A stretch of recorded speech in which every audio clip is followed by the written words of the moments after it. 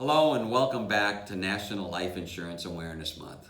I'm Steve Swanson and we're in week 4 of our educational series about life insurance.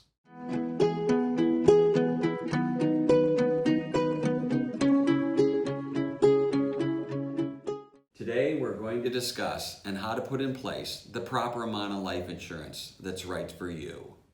Most insurance companies agree you want to have in place 6 to 10 times your annual salary.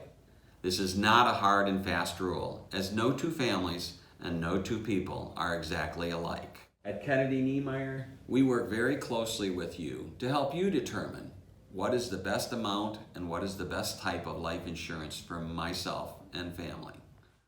As mentioned before, things to keep in mind when determining life insurance coverage are things such as mortgage payments, automobile loans, student loans, present and future college tuition.